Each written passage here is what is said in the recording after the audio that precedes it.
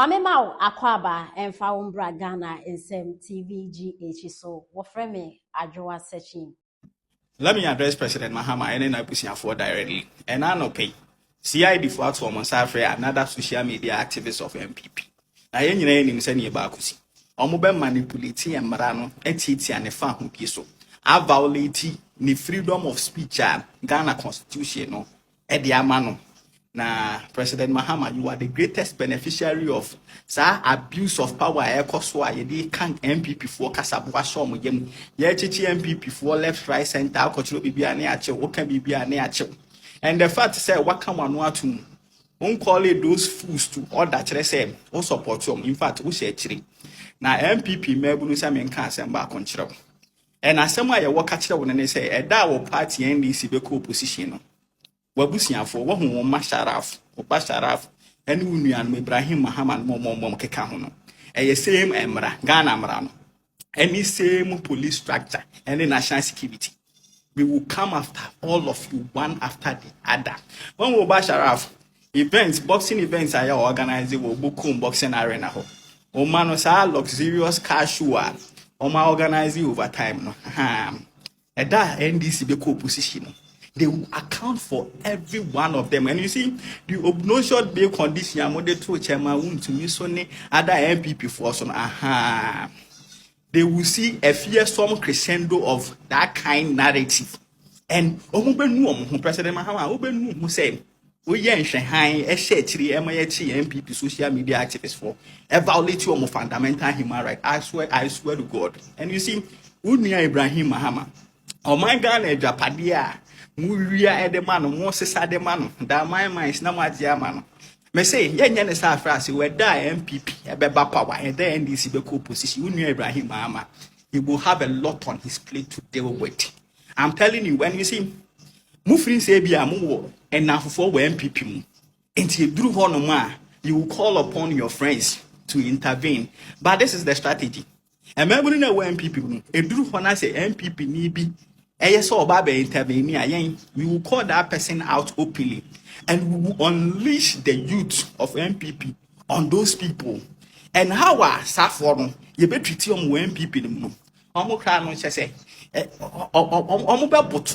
And we will disarm them, we will make sure say they wouldn't even have a voice to intervene.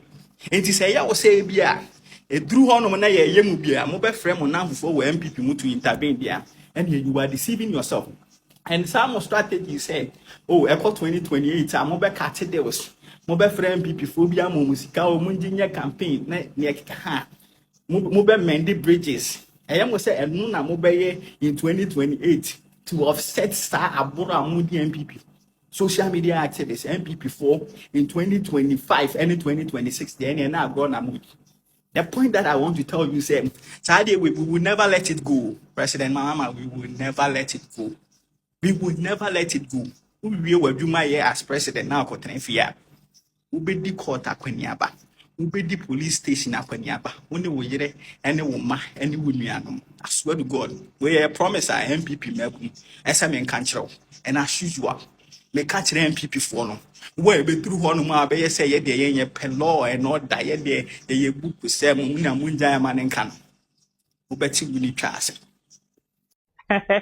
Me pa bo chobo tagi Kevin amatela mame Kevin ojan tela me pa chobra ai womu nimu no a omo te Ghana no omo na ye a otu mfuturo gu omo enim no omo age by me no na te Virginia minimum situation minim baby a wote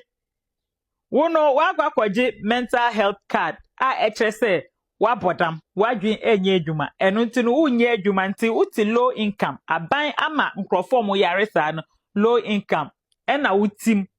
ena waji contract ama NDC for ena wudi mpeinfu atem ama ya asese sika e de fifie e de abrew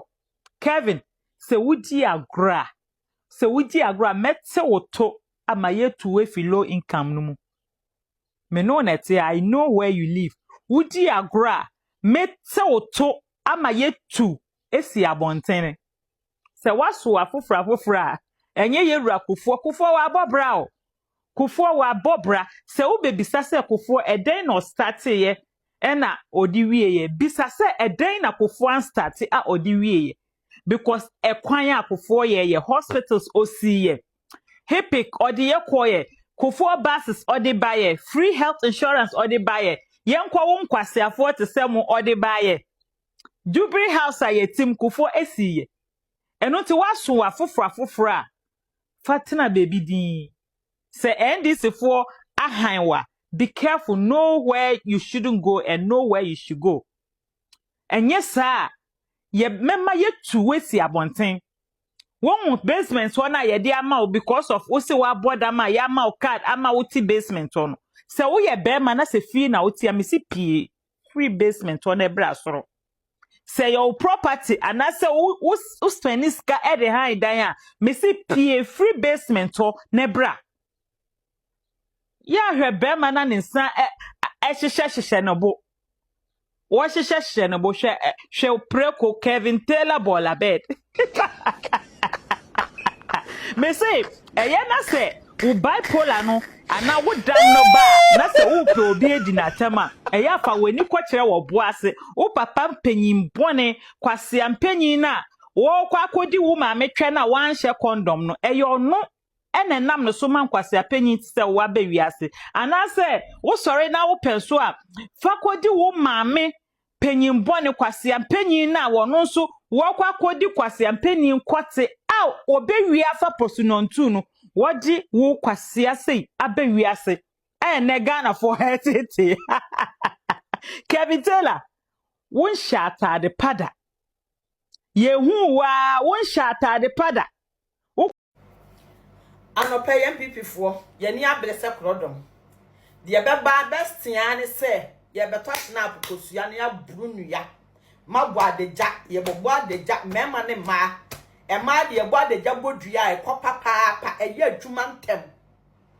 enti ne bestia se ye beton kosua mo ton so amonto asante kosua efie kosua ne bi ene snap na mo modua yet now memu NDC for TikTokers mpanimfo ne nkwala di atem ekensem akese kire na nado ede ne yila wawu nyina ka kire ne se na nado na eku ne yire yankwachi obi a o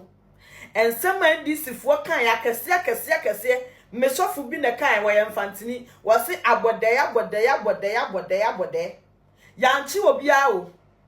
NPP ni bi kwakan na bi asem bi no oni atam won treti obi akwa ese ya meche no ye papa na na adunya akopon yesi asuo mo hene papa ya na anyu odi bi be hwi mu obedi di NPP fu atamu wa invite ne se wakeka so onye wo hene papa enti wa invite no wo police station wonmela anope ya NDC fu ansa hjem okwa no makoche na tum na wahene ya beto ba ka kire se bawomia wani panum na gina ye ni nyina ye sankwas wanyi twe enyi adoa wo so mo ye sankwas omo ye criminals NPP for ye criminals obi a meche hu se NPP ni kura sekan ana okura tuo ekum obi papa obi an ka hwe ankyera na anu ya wo sa de bi bebom dadilum badia behwim wo di bebom na nsanya ni na awotwe ende wanya obi hye wachi wo se papa no na na adu nyankopon akeka se wonimu asuo wonye wahene bia ene nti wa invite no ya meche no enti ya wakabi mame nkabi mu ana ya wakabi mame nchew JDM pa na yesi na ni adin sansem hunu we JDM wa medibi sa muade we wa medibi ye chew ye nchew no that time na yesi nya kabi mame nkabi ene ya wakabi mame ana kabi mame nkabi na atwa mu ka nkyere ne ye hwe sede ye bekasa afa kabi mame nkabi na atwa mu amonka ya wakabi mame nkabi mu o ede na ekoso yi ensem akase NDC fo ma na omo mema ka wo app yi so pa no na no onyan na kwase panin ni wo mu fie timi begina ho na na adu panimu etese emma ya memu anketu adantamo empanimfo a waso mu hunu nyansa ensem omo ka to papa we so ekangu nanim asene bawomia so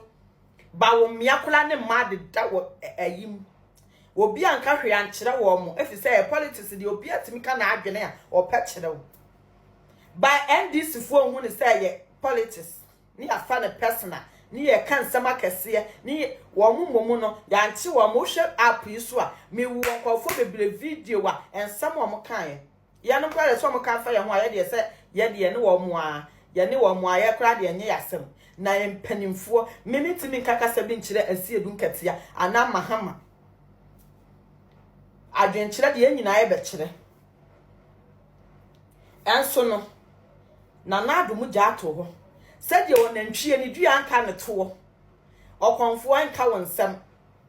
apostle ubejem jeje ojemu ayile suo jeje ojemu ma akofo ayile suo no kofo ojemu ma tamils ayile suo na tamils jemu ma mahama ujemu ma nanado susa asa bejemu ama emle ye ni kaso awiase na kurukuru a awiase twa ne ho bibia timi sesa ho eya abatuo nya se ndisi fo mo tena so mo be free power mo dia mo si mo be twa 20 years kola mo be free power ene maso o ma wemu Ghana ha na mahama na wonya sitting president 2016 na ya tutia opoto wonya 34% ena wonya 34% ena wuchinchi mwa 2020 wo se lusu ye ena 2024 uba 2025 uba power sa no men ya batwete ye amai maintain say one party diso da ade ahenie sabi otumfo me bom mu na mabom mu ase me bo odian mabom mu ase eno pe no bi ntimi ntu na se president monhwe ne ma biye